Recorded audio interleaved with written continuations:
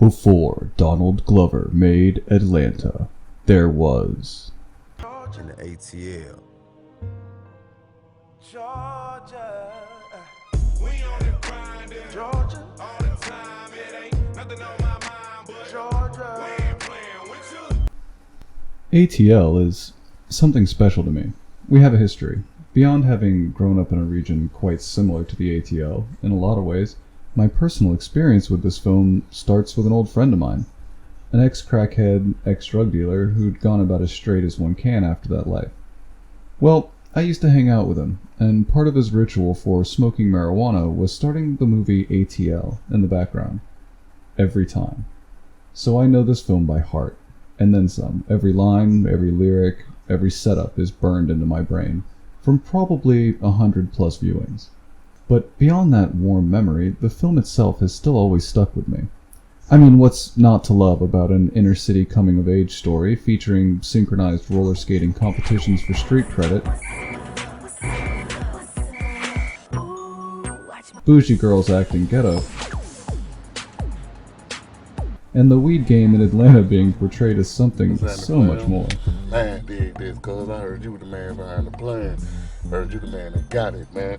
Did Playboy. I just went around the corner a little while ago, man, scoped me a little giddy-o, man. I'm talking about, man, that was garbage, dig what I'm saying? Man, Rail just gave me $100. Boy, I'm supposed to be out buying church fan, man, with this little giddy-o. Man, I'm stressed out, man. I gotta have something to smoke, Playboy. What you got for me? Man, I got that good, the bad, man, the ugly herb. I'm saying, though, Playboy, that was the kid told me around the corner, man, I gotta smoke something Hey, today. man, I don't understand a word that you been saying. What you want, man?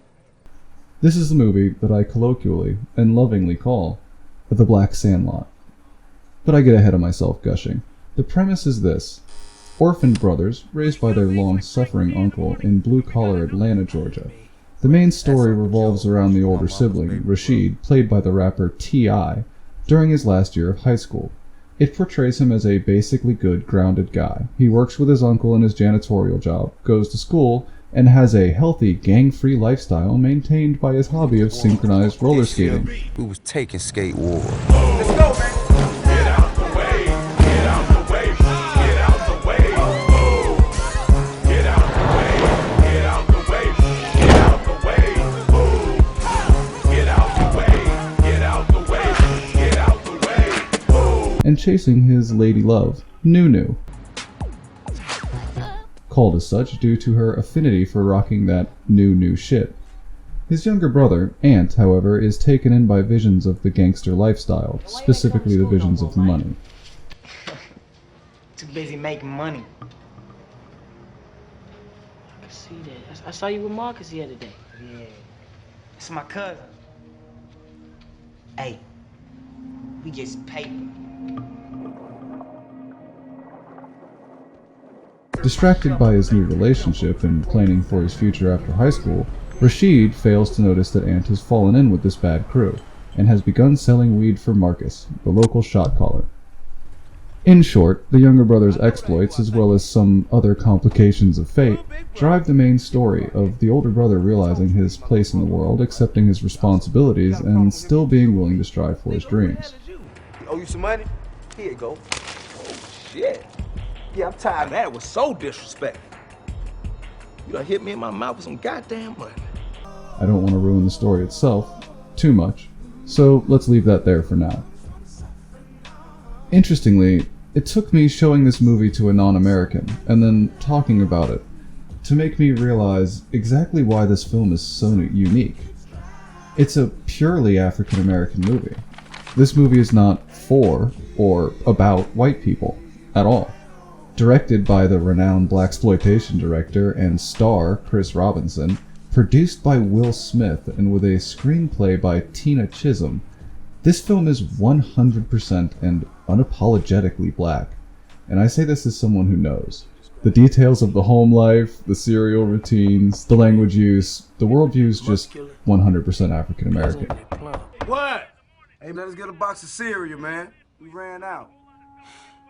Man, they always eat muscular.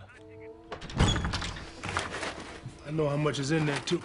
1 bowl each. Yeah. This is the kind of film that angry dwarf Spike Lee wishes that he could capture the essence of.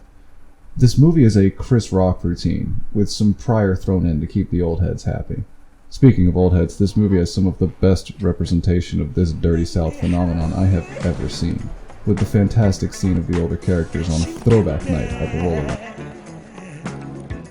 They from College Park. How you know that? It's out of town, got their own way of skating. Got like a little bounce to them. That's Chicago, and that's Detroit, all day long right there. But really the inspiration of this video and the point is, we need more black dentists. I know that feels like a non sequitur, let me explain. You know that old Chris Rock routine? Yeah, that's what this movie feels like. It is quintessentially African American. It is quintessentially Atlanta. And it's made by and for the locals. And it avoids something that movies that are otherwise targeted at this community often exploit. This movie has nothing to do with white people. I don't think there are actually any white people in it with lines. Maybe one or two. But white people are certainly not the foil here. This movie could have been made exactly as it is, with no changes, if there were no such thing as white Americans. I mean, really, read that in. How many pieces of media can you say that about? How unique is it a worldview to have portrayed on the screen, and how natural it's executed? It doesn't feel exploitative. It doesn't feel pointed in any way. It just feels like the natural way the story would and should be told. This movie is a black dentist, if you understand. This movie is just a movie. It's a black movie, sure, but as much as it is the point of the movie, as much as this movie itself has no qualms about being black and is an African American movie, it's not a black movie. It's just a movie that happens to have been made entirely and by and arguably for the black community in America. But that said, and much unlike so many other examples of black cinema, simultaneously, this movie isn't about race. It's not the point. And I have to admit, that's probably part of why I love it.